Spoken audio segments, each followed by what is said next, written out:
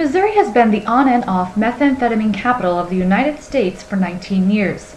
Brian D. Sylvester, head of the narcotics unit and a sergeant with the Springfield Police Department, said that this is where the meth lab epidemic began, and it has been a leading manufacturer ever since. Meth is the drug causing the most problems in Springfield, he said, and it is the biggest hazard that we face. Cindy Ruszewski is both a city council member for the city of Springfield as well as an expert on methamphetamines. She is extremely passionate about the issue of meth and its presence in the Springfield community. She said that Springfield is a great place to live, but instead of being known for our parks, our volunteerism, or our can-do attitude, we are known for child abuse and for being the meth capital of the world. Springfield is facing an ordinance to require a prescription to buy any product that contains pseudoephedrine. The City Council voted 5-4 to postpone a vote on the proposal until June of 2014. Ruszewski believes that this is the Council's way of avoiding the issue. According to Ruszewski, a major roadblock with the ordinance is the pharmaceutical companies lobbying against this ordinance both in Springfield and all over the country. She said that it floors her that something so simple and needed is so difficult, and it is all because somebody wants money in their pockets. Meth is not just an issue that affects drug users and the police. It is a community-wide problem. Some people say that because they don't take meth or hang out with people who do meth, it's not their problem. But Ruszewski said that people are affected by this and they don't even know it. Ruszewski said that people are dying because of meth lab-related explosions and fires. People are losing their homes, and these are people who don't take meth and don't know people who do either, but just happen to live in the area of a meth cook, and they are unaware until it is too late. Not passing an ordinance because it may be an inconvenience for those who have a cold or other issues is not a good enough excuse, Ruszewski said. She said she was once asked to come to a school to educate elementary students about meth labs because the students, while at play one day on the playground, stumbled upon a bottle of meth chemicals, not knowing how dangerous that bottle really was. Often meth cooks need to make meth quickly, and they use what is called the shake and bake method, according to D. Sylvester. It is an extremely dangerous process, and the lives of those children were at serious risk, he said. With the safety of the community in mind, law enforcement is also very much in favor of requiring a prescription for pseudoephedrine.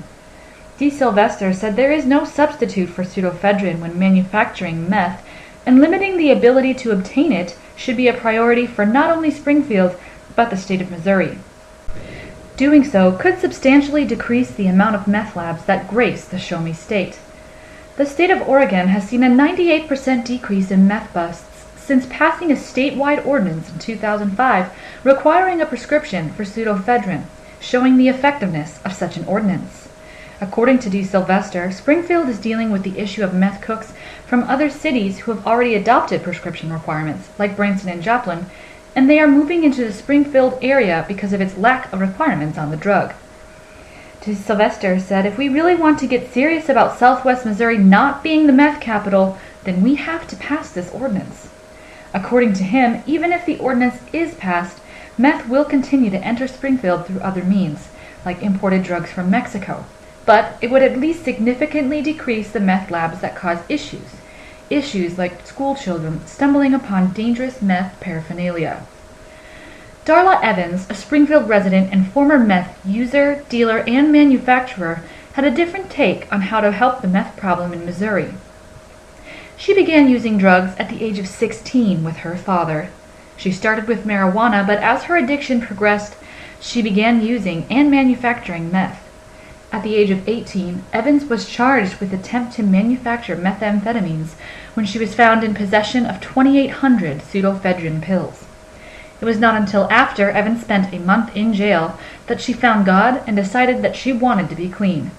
While in jail, she requested to go into rehab and was transferred to the Simmering Center, a facility part of Clarity Recovery and Wellness, and she underwent treatment for 28 days. Evans has almost 7 years of sobriety to date and is currently a counselor at Clarity Recovery and Wellness. She offered a very different perspective on how to attempt a fix with the meth problem. She said that this ordinance will not solve the problem in this area, but it could be just one step. As a former user and manufacturer of meth, Evans said that if a user wants drugs, they will find a way no matter what. And if you want to make a difference, you have to reach out to the actual person. She said that people will pay other people that have prescriptions for it or run it illegally from Mexico. She said we also need to put prayer back in school and work with children when they are small to encourage them in a more loving way. D. Sylvester, Ruszewski, and Evans all agree, however, something has to be done, and doing nothing is not the right plan of action for Springfield. This is Amber Duran reporting for the Springfield Report.